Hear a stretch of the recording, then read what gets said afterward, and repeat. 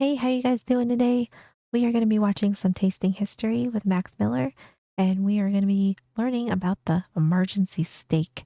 I have absolutely no idea what this is. I've never even heard of the emergency steak from World War II, so yeah, I'm very interested. I also think I saw that he has a lot of other World War II food videos on there, so I do want to get through all of them as well. I think it'll be really interesting. But we're going to start here. So here we are. We're doing this one. If you do get a chance, I would appreciate if you could leave a like and subscribe. It'll help me out a bunch. And I have Max's video linked in my description below. So please be sure to go and like and subscribe to him. He does great work. But all right, let's check out this emergency steak.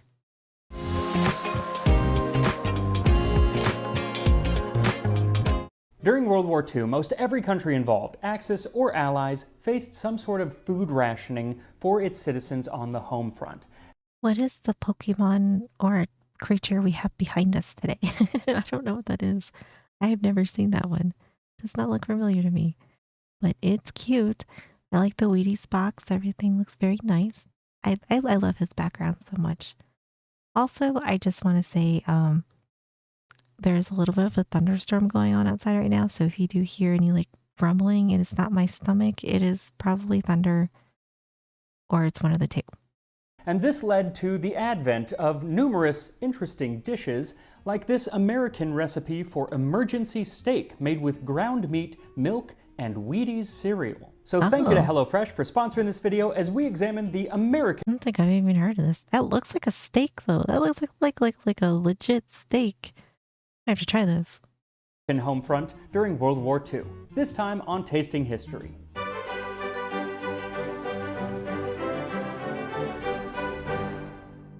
So this is going to be the first in a series of videos that I release over the next few months about the home front during World War II for various countries. And Oh, I love this idea. Yeah, we might have to do all of these because that seems really interesting.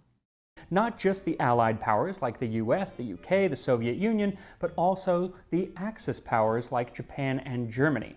But since I am from the US, I figured I would start at home and have the first video be from America's point That's of fitting. view, even though we were kind of Johnny-come-latelys when it came to World War II. We didn't even enter the war until a few years after it started, and even then we didn't start rationing food until mid-1942. It was in May of 1942 that the first ration card was distributed to all Americans, and this was focused on rationing sugar. This was followed by coffee rationing later that year, which led people to brew Roosevelt coffee, which was just weak coffee made from reused grounds. And then came the Oof. rationing of meat, dairy, cooking oils, and a whole host of canned and processed foods. The grease you save will burn off. Won't burn off Herman. Of meat, dairy, cooking oils, and a whole What an host of ad. canned and processed foods. And as ingredients became more and more difficult to find, publishers put out recipes designed to make rationing more bearable. And one of the most iconic of these books was Betty Crocker's Your Share: How to Prepare Appetizing, Healthful Meals with Foods Available Today. Oh, and there's Bertie Crocker. There she be. Him, they, whatever. The operation that is Betty Crocker. How to prepare appetizing, healthful meals with foods available today. The book, published in 1943, starts off with a section on stretching meat and cautions consumers to watch your P's and Q's, points and quantities. The points being a method of buying food. Different foods required different ration points, and we'll talk more about it later, but you had to spend these points in addition to spending money to get food. So it was all about conserving your points. The cookbook gives an example of 1 pound of ground meat, which serves 4 or 5 people and costs 7 points, while the same weight of a porterhouse steak, which could only serve 2 or 3 people, would cost 12 points. So if you're running low on points, but you have a hankering for a steak, you're kind of out of luck unless you follow Betty Crocker's recipe for emergency steak. It calls for 1 pound of ground beef or hamburger, a half cup of milk, 1 cup Wheaties, 1 teaspoon salt, 1/2 teaspoon pepper, 1 tablespoon chopped onion. Place on pan, pat into T-bone steak shape 1 inch thick, broil 8 to 15 minutes at 500 degrees. Oh, this is really not this is not bad. This is really easy. I could totally do this. I kind of want to try this now. Very hot. Turn once. Now, I have yet to try this emergency steak, and I kind of think that it's not going to actually taste like a real steak, but at least it only costs 7 ration points instead of 12, which a You could probably maybe get some gravy, put some gravy on it with some potatoes. Good to go. Maybe it's like a Salisbury steak. real steak, but at least it only costs 7 ration points instead of 12, which a regular steak would cost. Though if you have no ration points, you can always make a ration point free meal from today's sponsor, HelloFresh. Now personally, one of my favorite breakfast items, just in general, is cereal, which oddly enough is an ingredient in this recipe for steak. Specifically, it calls for Wheaties cereal. And I don't even know the last time I had Wheaties. I'm like trying to remember the last time I ate Wheaties. I cannot recall. It's been decades. the reason is because Wheaties was owned by General Mills. What do we got here? Cheerios and Kicks. Oh, I love Kicks. Those are good too. Betty Crocker soup, Bisquick, always solid. Yeah, I cannot remember the last time I had Wheaties. Crazy. I think I need some Wheaties now. And most of the recipes in this book use different products from General Mills because, as we've covered in a previous episode, Betty Crocker was basically just a character that was created to sell the products of General Mills, or originally the Washburn-Crosby Company. The thing is, since Wheaties are a flaked cereal, I'm thinking that just sticking them into this meat combo, it will lead to a very jagged steak. So I'm assuming that they are being used as a binder of some sort, so I'm going to go ahead and crush them up. Not super fine, but fairly fine. And then I don't think it really matters the They look like Fruity Pebbles now. them up. Not super fine, like but in this form, it looks like Fruity Pebbles, Cocoa Pebbles, either one, but fairly fine. And then I don't think it really matters like the said, order like that a you binding. mix the ingredients, but the way that I did it was I took the pepper and salt and added it to the meat, and then I added the chopped onion and mixed all of that in, and then added the Wheaties. Once everything was combined, I added the milk, and it took a minute or so of mixing, but eventually everything came together. And then, once everything is together, you come to the hard part, and that is sculpting this meat into the shape of a T-bone steak. So put the meat onto a baking sheet lined with foil. Oh, I have like cookie cutters. Could we just make like fun-shaped steak? To the shape of a T-bone steak. So put the meat onto a baking sheet lined with foil. And you don't have to use aluminum foil. They wouldn't have used foil at that time because aluminum was scarce and there's a war on, don't you know? But I'm using foil because it's going to make it a lot easier later on. Then start to mold the meat into the shape of a T-bone steak. I think I got pretty close, though I kind of wish I had like a real T-bone steak nearby to use as a model, but I think I did fine. What is most important is that you don't make it much thicker than 1 inch. He says 1 inch, because if it is much thicker, then the ground meat on the inside is not going to cook all the way, and that would be bad. But once your T-bone steak is ready, set it in the oven under the broiler at 500 degrees Fahrenheit, 260 Celsius, and let it broil for about 8 minutes. Then remove it from the oven and flip it. The issue here is, this is not a real steak. So if you try to flip it like with a flipper of some sort or tongs, it will... Oh, it's gonna like, bleh, like snap. Or I don't even snap's the right word. I guess it's gonna break, bend in half. A real steak. So if you try to flip it like with a flipper of some sort or tongs, it will disintegrate.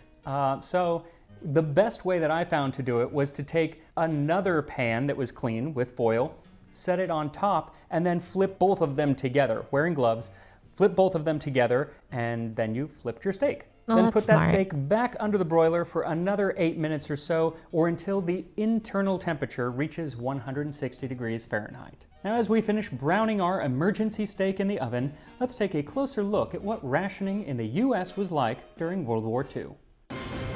Let's go. On December 7, 1941, the Empire of Japan launched a surprise attack on the American naval fleet at Pearl Harbor. The following day, the United States declared war on Japan, and Germany and Italy declared war on the United States. The US was now officially part of a conflict that had been raging in Europe for over 2 years and in Asia for over 4. And almost immediately, the Office of Price Administration, which had been established only months before the attack, set in to rationing certain items to the American public. Just a few days after the attack on Pearl Harbor, the sale of tires was cut off. At that time, 75% of all the rubber in the US was used to make car tires. But as a single battleship required over 75 tons of rubber, this meant tires on the home 75 tons? Holy. I didn't even think about that. Oh my goodness. This looks so cool though. This I don't know which one this is or what we're looking at here, but it is cool. A single battleship required over I love these 75 tons of pictures. rubber. This meant tires on the home front were a luxury the US could no longer afford.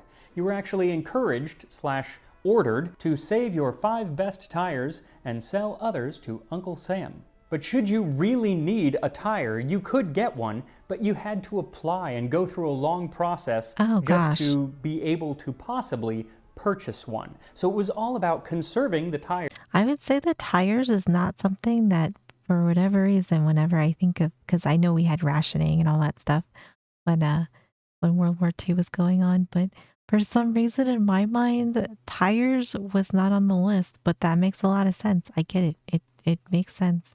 But that was something that I was not expecting. To be able to possibly purchase one. So it was all about conserving the tires that you did have. And this led to something known as the victory speed or war speed, which was basically a national speed limit of 35 miles an hour, which reduced wear and tear on the tires. Shortly after the tires became rationed, so too did bicycles and automobiles altogether. Any company that had been making these items instead turned to making military vehicles and munitions. Gasoline too was being rationed, and people were encouraged to join car-sharing clubs, basically carpools. One government poster from the time encouraged you to join one because when you ride alone, you ride with Hitler. Oh my God, no. Wow. Wow. That is funny. I have never seen this advertisement before. Oh my gosh, that is crazy. Encouraged you to join one because when you ride alone, you ride You gotta with do your Hitler. part. And these weren't really optional restrictions. Today, if you are caught speeding, you'll get a ticket. But then, if you're caught speeding, you could have your gasoline ration taken away entirely, so you can't Oh drive at all. man. What's interesting is that the gasoline and other fuels like coal, while very important for the war effort, were not as precious as some other items because America produced plenty of oil and coal, so they could always just make more.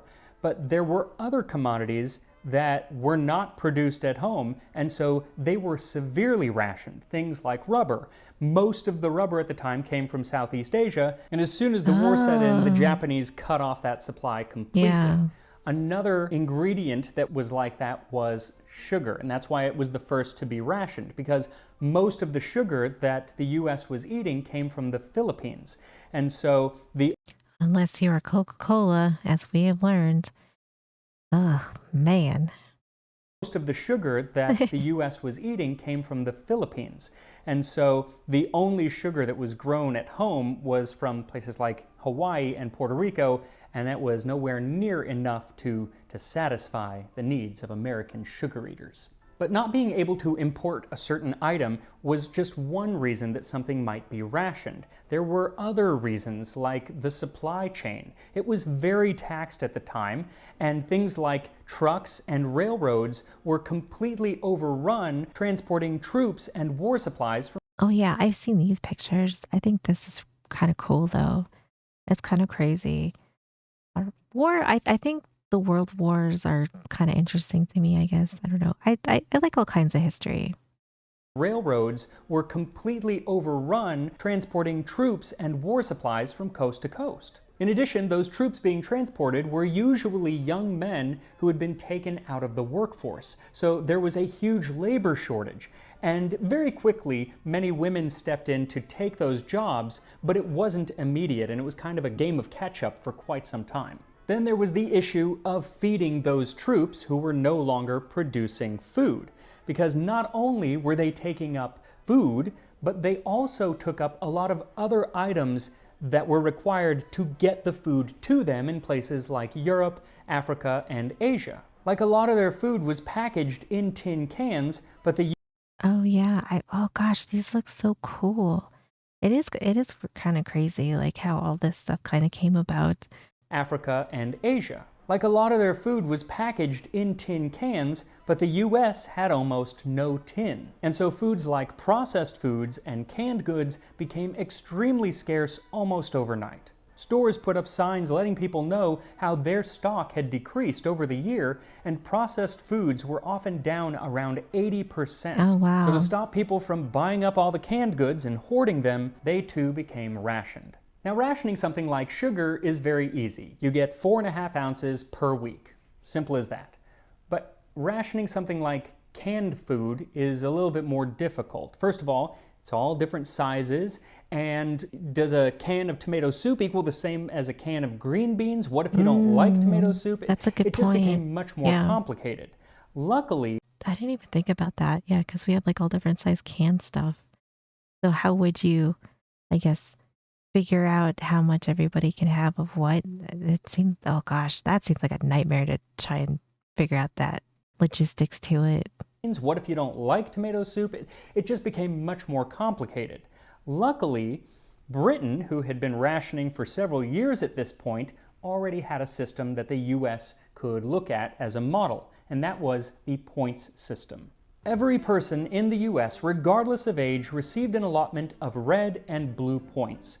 Red were used for meat, dairy, and fats, and blue were used for canned and bottled goods as well as baby food. Each week you had a certain amount of points that you could use, and you had to use those in conjunction with money to actually buy the product itself, so they also started putting price caps on pretty much every item in the country. The system was clunky and complex and confusing for many, many people. So I bet it was. I bet this was very confusing and just like so many extra steps to get groceries. But I mean, you got to try something when your countries are at war. was clunky and complex and confusing for many, many people. So the government started putting out these newsreels to kind of try to explain it. And one of my favorites has a narrator who sounds like a cartoon gangster from the 1940s. And it's funny because he even kind of admits that it's a terribly confusing system. And he says that in comparison, this makes filling out income taxes strictly for amateurs. And there were lots of people who now wish they hadn't played hooky when the teacher was giving out with addition and subtraction. But of course, if you don't figure right, you have nothing to chew on but fresh vegetables, which is hay. We got like Muggsy Malone doing this ad. I love this though. Of course, if you don't figure It's just so interesting. I just like seeing lots of like older historical stuff, which I'm gonna be right there with it. Pretty soon I'm basically a fossil. right, you have nothing to chew on but fresh vegetables, which is hay strictly for citizens who chew their cuds, or maybe rabbits. And this is just one reason why people did not like the rationing system. Yeah. But most people realized there is a war on and I gotta do my part. And so they accepted rationing, even though they were always kind of grumbling about it. Yeah, I mean, I think that that's fair though. I think that that is a very accurate and fair kind of perception and attitude about it. Like, yeah, war sucks, but being hungry sucks too. We just want to buy our food, but we know that we got to ration it. I think that that's like a pretty fair thing. It probably is a really hard thing to go through, especially if like on either side, like you're either over there fighting in a war or you're here and things aren't exactly going all, you know, rainbows and sunshine. So it's kind of hard for everybody, but that's just kind of how it goes with war sometimes though. They accepted rationing, even though they were always kind of grumbling about it. But in 1943, the government tried to explain how important it was, saying rationing is essentially democratic. It protects the little man who is unable to pay exorbitant prices for articles of which limited quantities exist. Basically, rationing was the only way to make it fair for everyone and to keep down what could be rampant inflation. There were ways, though, to kind of get around some of the rationing rules, and that was simply to eat more foods that didn't require ration points, because not everything required points.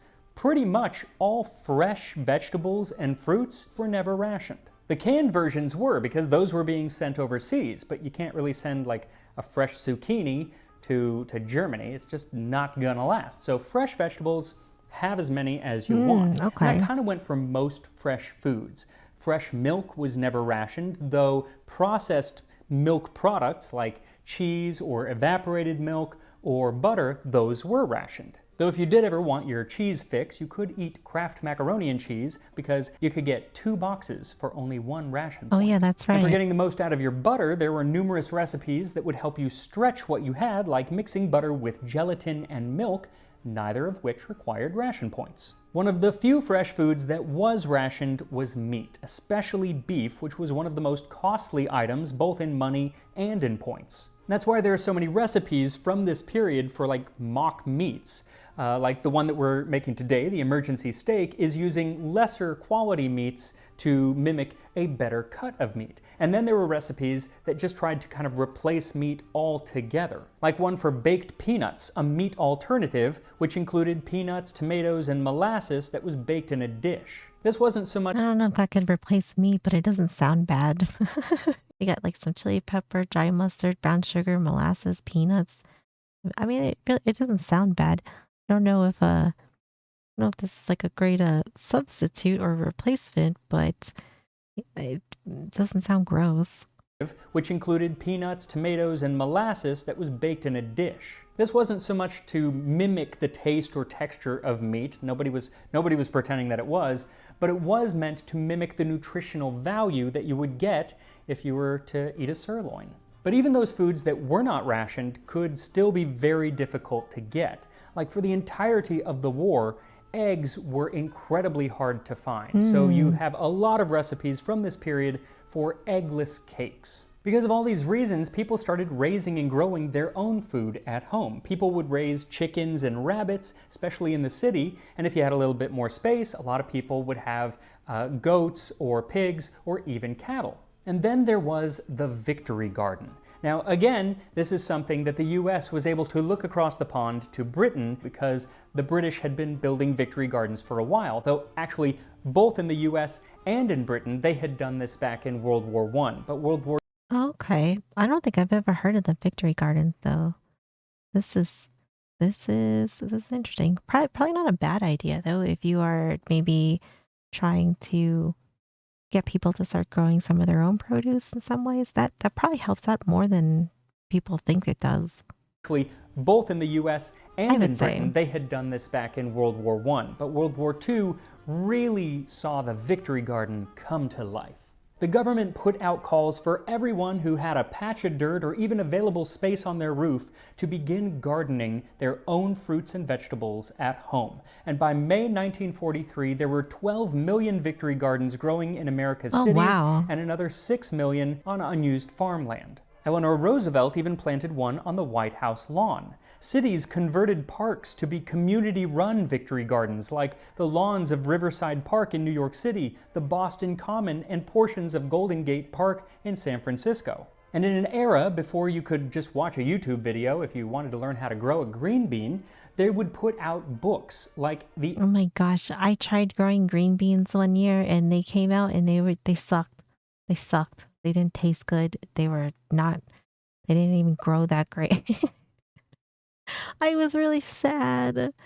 Like for the past few years, we have like a little garden and um we grow tomatoes and peppers and then usually we have like one like like a wild card vegetable kind of, and I chose green beans one year and uh it sucked. We got like 5 green beans and they were terrible.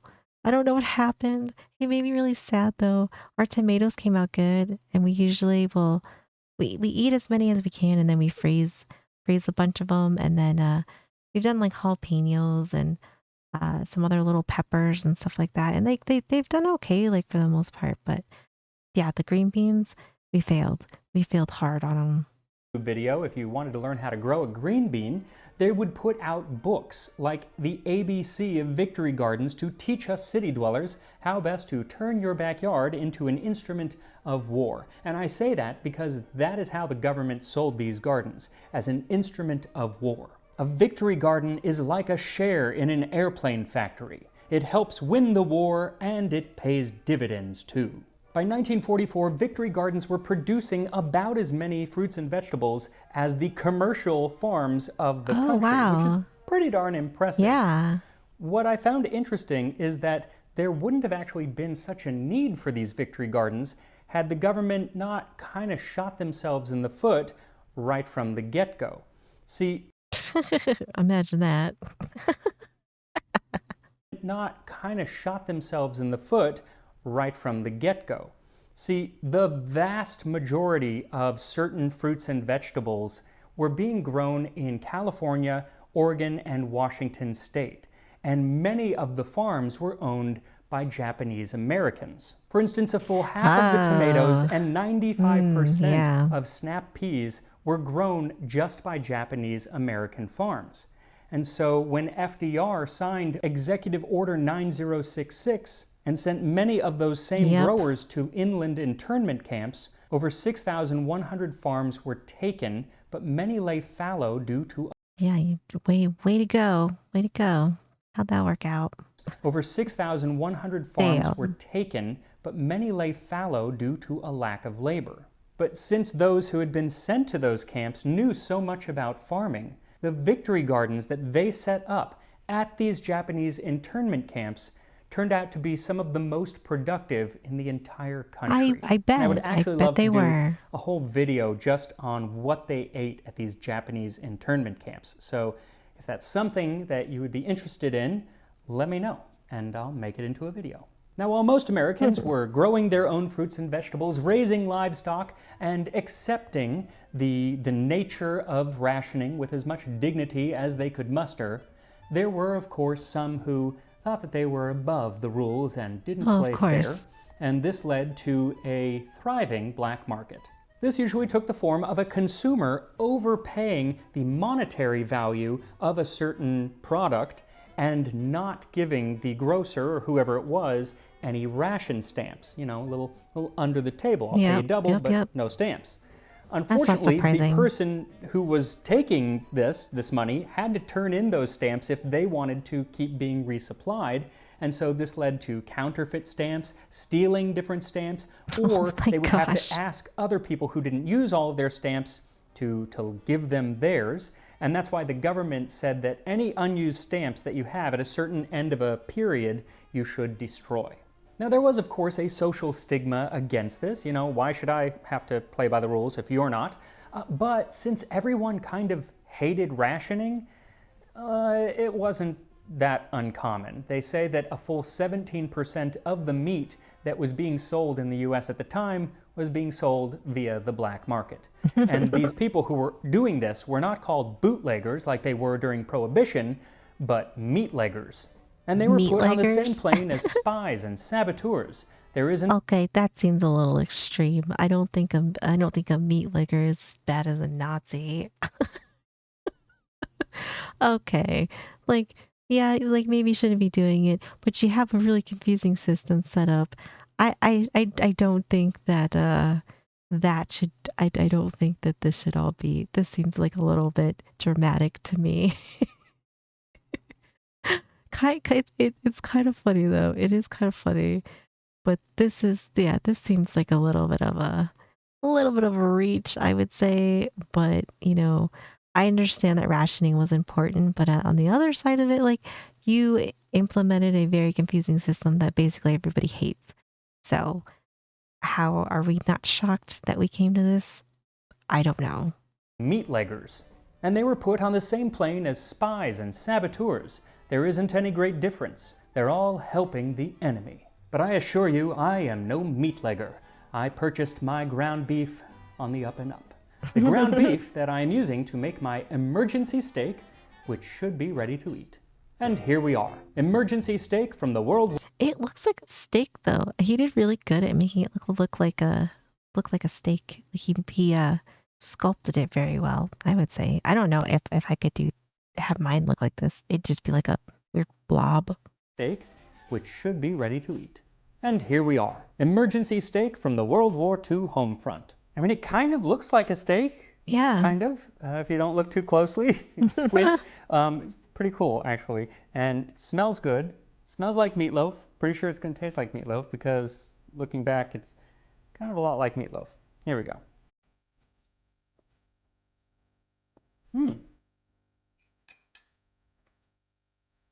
It's not so bad. That is pleasantly delightful. It does kind of taste like meatloaf, but a little bit different. I was thinking that it wasn't going to have a lot of flavor because there isn't a lot of spice or anything in there. That's true. It actually has a really good amount of flavor. Maybe the Wheaties really add something. Secret ingredient is Wheaties, guys. Just put it in everything. Actually has a really good amount of flavor. Maybe the Wheaties really add something. I mean, I think you could put like a sauce with it, but I don't think you really need it. It's really good as is. Emergency steak. Very I nice. gotta try it. Now, the rationing try of it now. meat pretty much ended with the end of the war, I think shortly thereafter. And most of the rationing ended at the end of the war or shortly thereafter. But there was one ingredient that was rationed all the way until 1947. And it was the ingredient that had been the very first to be rationed. Sugar. And that is sugar. So pretty crazy that it was still being That's because that's Coke's fault. It's all Coke's fault. the very first to be rationed, and that is sugar. So pretty crazy that it was still being rationed 2 years after the end of the war. But that is nothing in comparison with what Great Britain had to go through. They were still rationing certain ingredients, meat being one of them, until 1954, 9 years after the end of the war. So America had it pretty good in...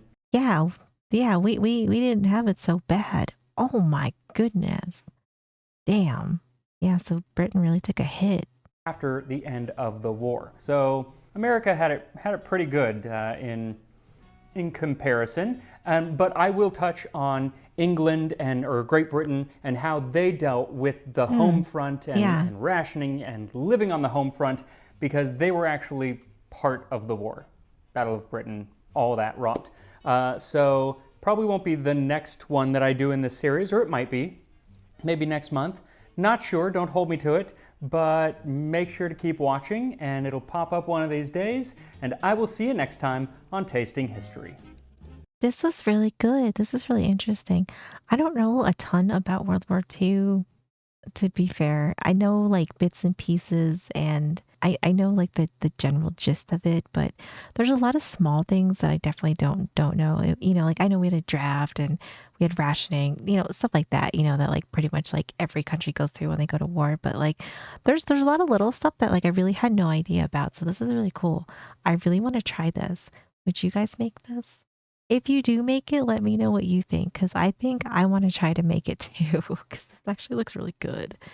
I'm also really hungry, so that could be part of it too. But either way, this is a great video. Loved it, as always. So be sure to go and like and subscribe to Max, because he really does a great job in tasting history. Such a good channel. Thank you so much for hanging out with me. I really appreciate you guys being here.